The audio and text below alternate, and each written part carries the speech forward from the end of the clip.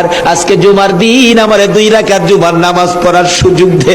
ও নবীর উম্মতেরা, নবীর আশিকেরা, হুসাইনের আশিকেরা গো, এই 2 রাকাত নামাজ জুমার নামাজ ছাইরো না, আমার নবীর শাফায়াত নসিব হবে না। রক্তে লাল হইয়া যদি হুসাইন 2 রাকাত জুমার নামাজ পড়তে পারে গো, আজকাল থেকে কথা দিতে হবে জীবনে কোনোদিন জুমার নামাজ ছাড়তে পারবা না।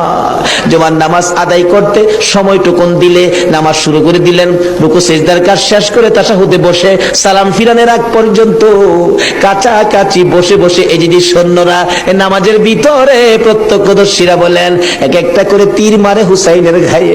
ডান দিক দিয়ে যদি তীরটা মারতো, বাম দিক দিয়া বেরিয়ে যাইত, সামনে দিয়া মারলে পিছন দিয়া বেরিয়ে যায়, এই কিসিমের তীর গো নামাজের ভিতরে 72টা তীর লাগাইছে।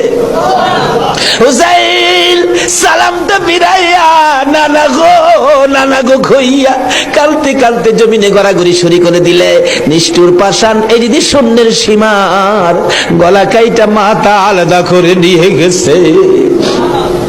হুসাইন শহীদ হয়ে যায়। ওদিকে দিয়ে ডাকতেছে। মহরমের 10 তারিখ সন্ধ্যা যখন হয়ে গেল, উম্মে সালমা বলেন